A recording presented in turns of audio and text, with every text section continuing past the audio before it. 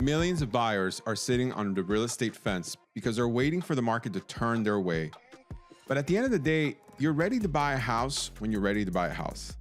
When your walls are closing in on your growing family, or when the house is too big because your kids have moved out. When you're sick of paying someone else's mortgage, or when it's time to retire somewhere new. Buyers can't wait for a market shift. They need a clear path forward and wisdom from real people. That's where How to Buy comes in. You'll join me, Leo Ansoliaga, as we hear how to buy stories and advice from real buyers and the professionals who help them along the way in mortgage, real estate, insurance, financial planning, contracting, appraisal, and so much more. Now, let's jump in to today's episode. In this episode, I'm joined by Ann McCabe, a certified financial planner and the CEO and founder of Curo Private Wealth. During our conversation, we cover everything from choosing the right advisor, to planning for real estate, college savings, and retirement, to managing fear during market volatility. You'll also hear Ann share insights from our own podcast, Living Richly with Curo, and together we explore how good advice and the right team can help families make confident long-term financial decisions. I hope you enjoy. Welcome back to another episode of How to Buy. On today's episode, I am joined by the one and only Ann McCabe, a dear friend and someone that I respect greatly. And it's great to have you on the podcast. Thank you, Leo. The respect and admiration is mutual, and I'm excited for our conversation. So thank you for having me on. Well, this is not new for you. Obviously, you have a podcast of your own where you and your business partner talk a lot about education, as a financial advisor, obviously, what that means for consumers on all aspects of both the liability side of the balance sheet, the asset side of the balance sheet. But before we get started, and I would love for you to maybe tell us your story, right? Nobody wakes up on a Saturday morning and says, I'm going to go be a financial advisor and grow a practice. Tell us No, a little bit about how that went.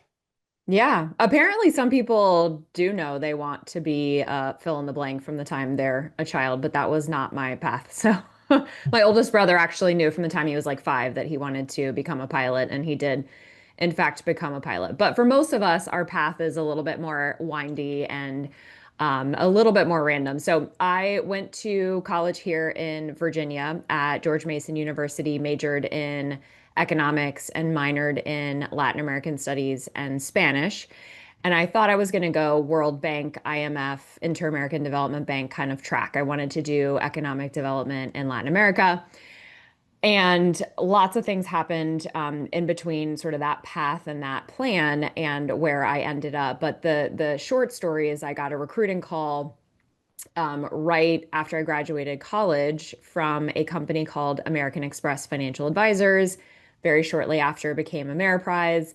And I thought, I haven't done a lot of interviews. I'm totally not interested in this job, but let me just go and get some interview practice. And so I did. And the hiring manager said something that really stuck with me. And I've told this story many times. If you've heard any of our podcast episodes or me speak anywhere, I always share this story because the hiring manager said to be good at this career, you need the heart of a social worker with the mind of a capitalist. And that really hit me. And I was like, yes, that is exactly what I want. I love helping people, but I also love numbers and I love the markets and the economy. And I also love to live a great lifestyle. And so, that requires me to make a certain level of income, which motivates me as well. So that is how I ended up as an advisor.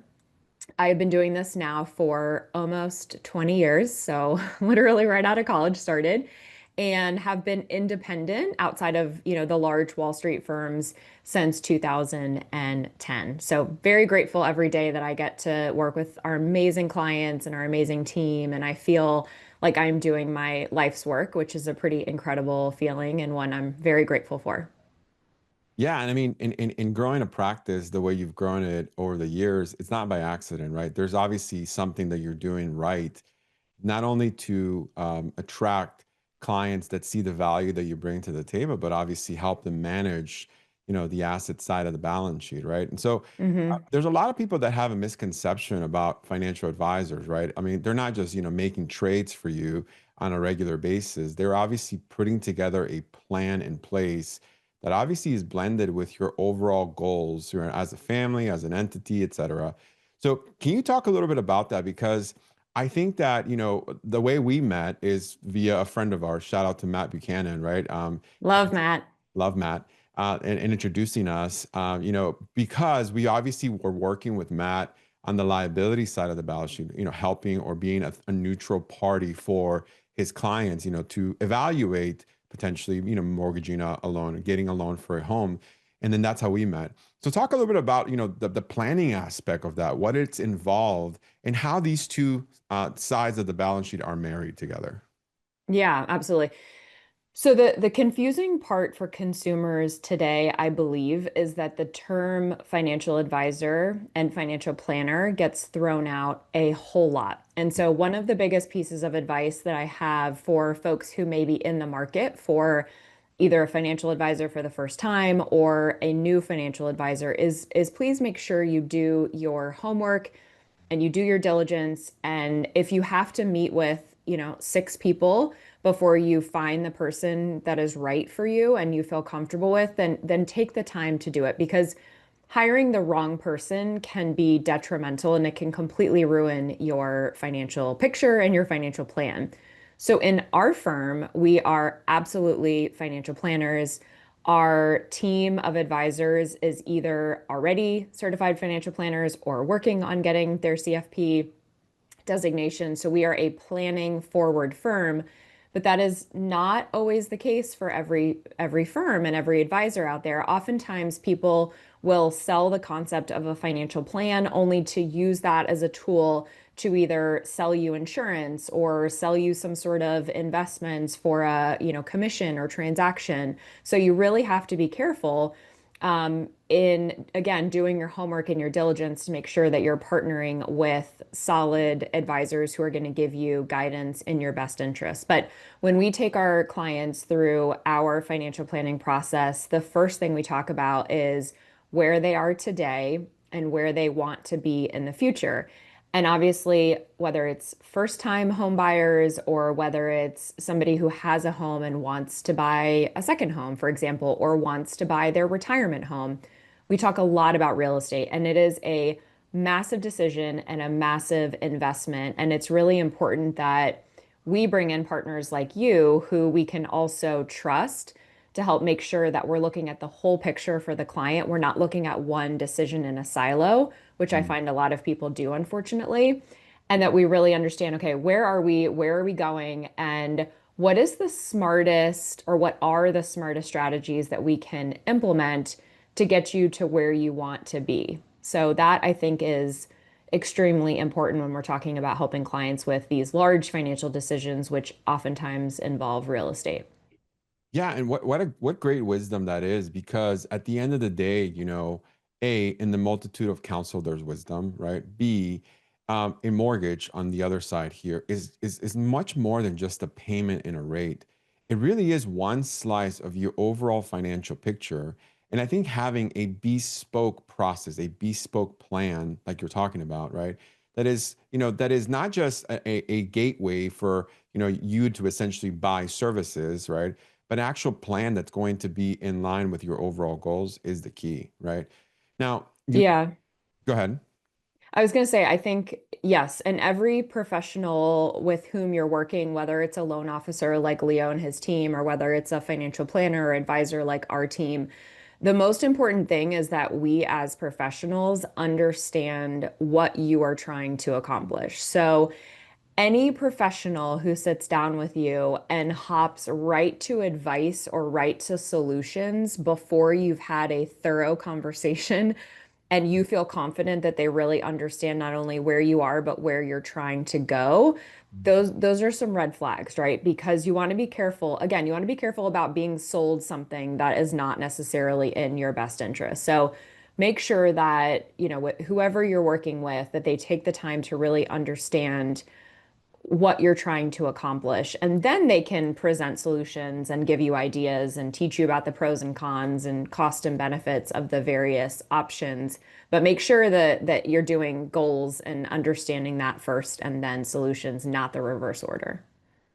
Great piece of advice that I think translates everywhere, right? I think, first, most people begin their search for any type of service or advice online, but, they end up getting a referral to someone that's trusted, with by their family members, by their friends.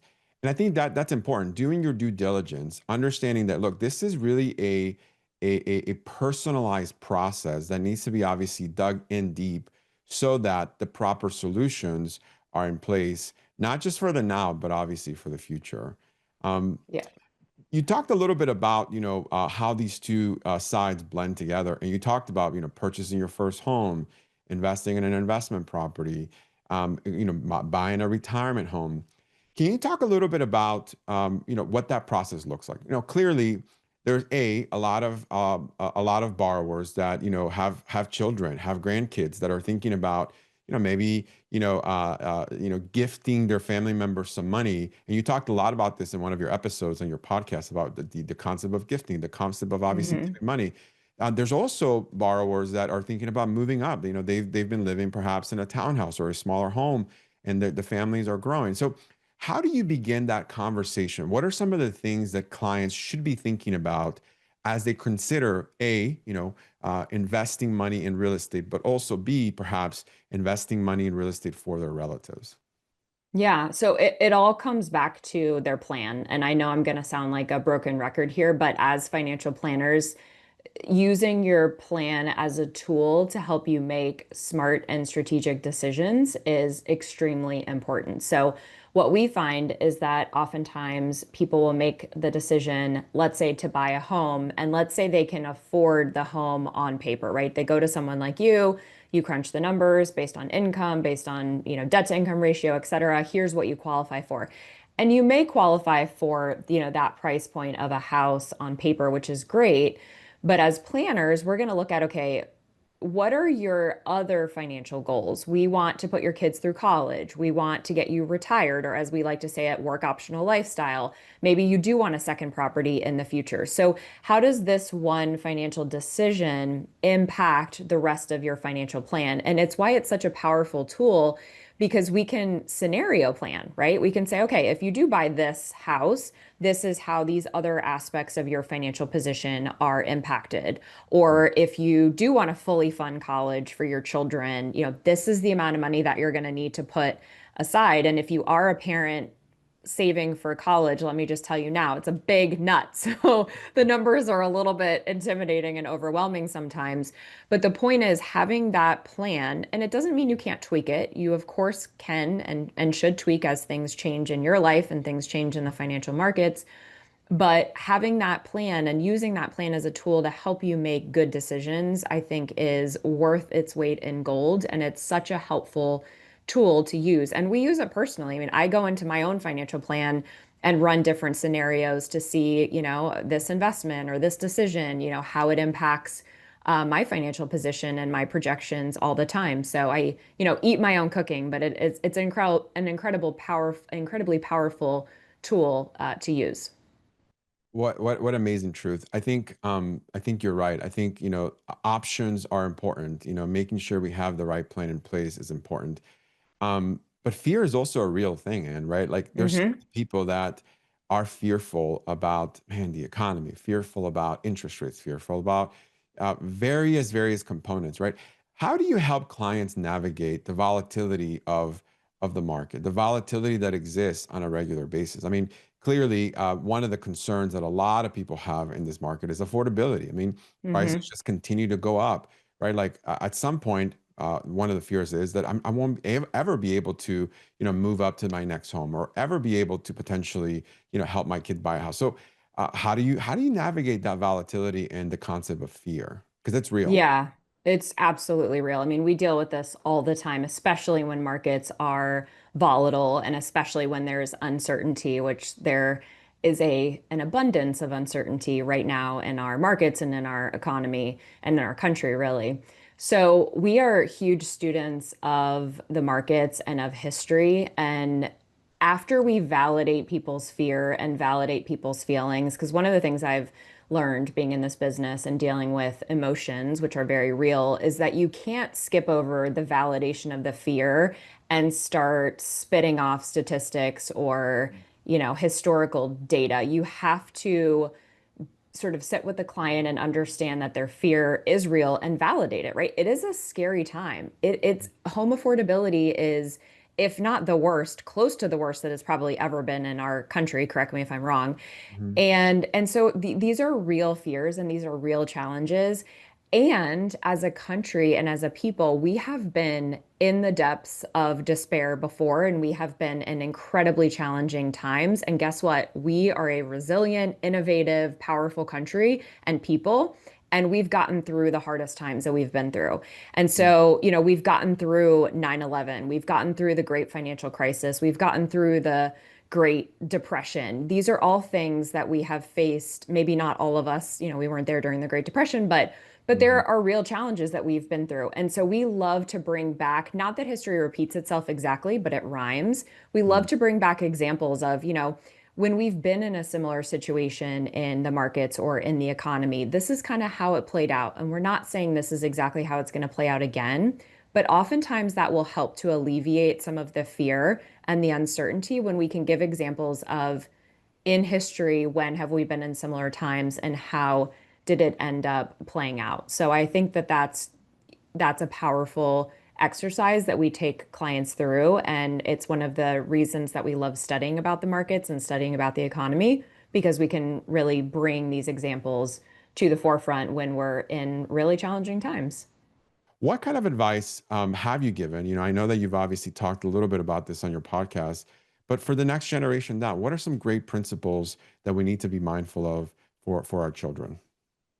Yeah, well, the first thing I would say about children, having a couple of them myself, is they will pick up much more on what you do versus what you say. So every single day, no matter how old your child is, minus if your child is a baby still, but literally from toddler up, our children are observing our behaviors much more than they're necessarily listening to what we say.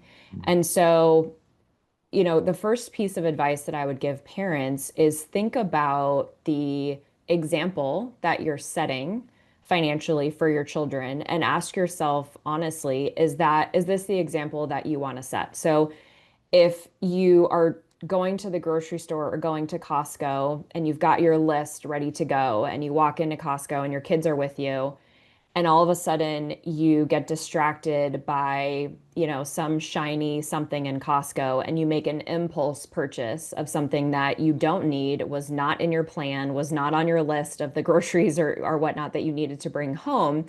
Even if you say to your kids later, have a budget, have a plan, Mhm.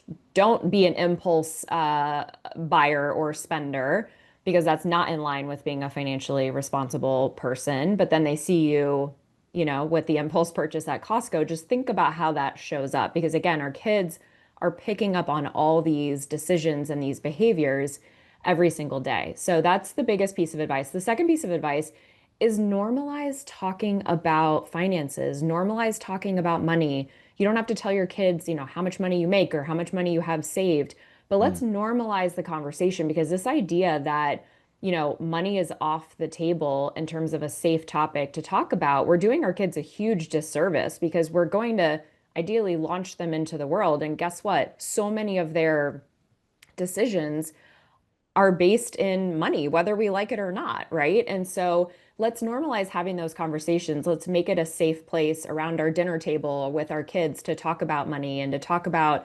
negotiating salaries and to talk about how to pick a career. These are all things that we should be able to talk about with our kids. And I think, some folks are just so uncomfortable talking about money that they don't give their kids that safe space to have those conversations.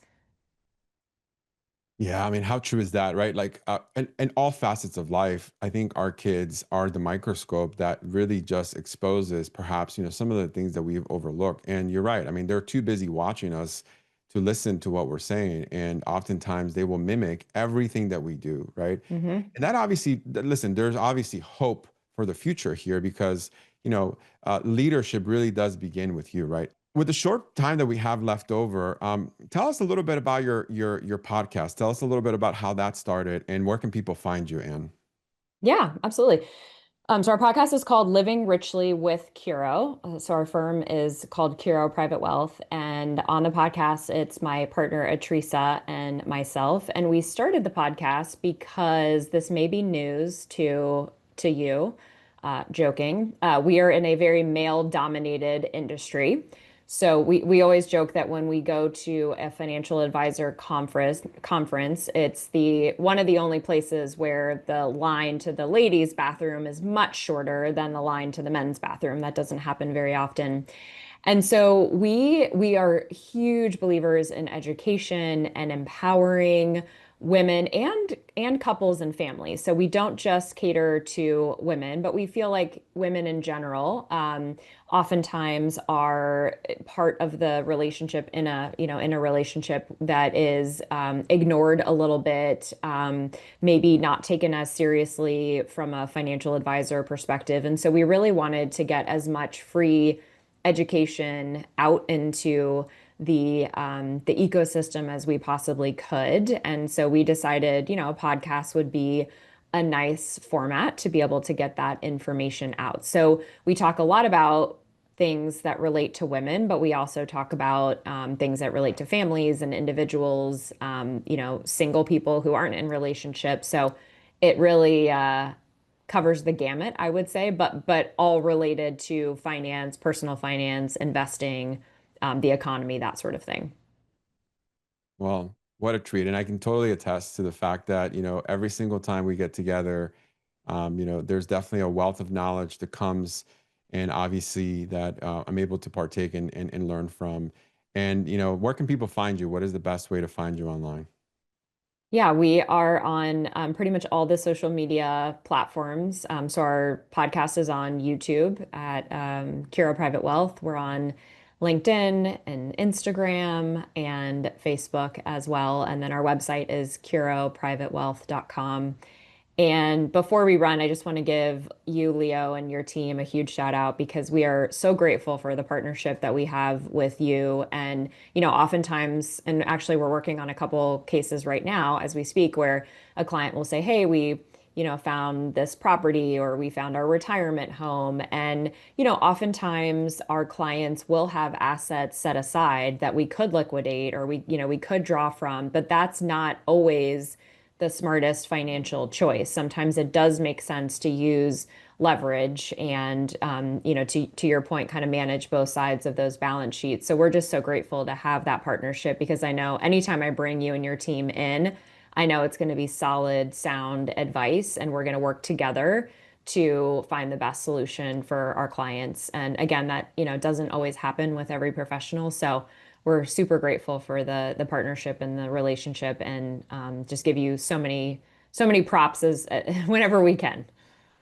Well, thank you, and I appreciate it. Your words are definitely well received, and I appreciate your trust in us as well. And I also thank you so much for being a part of this episode. I was a part of your podcast, and I'm grateful that you were able to Yes, join mine. And we look forward to our next time together.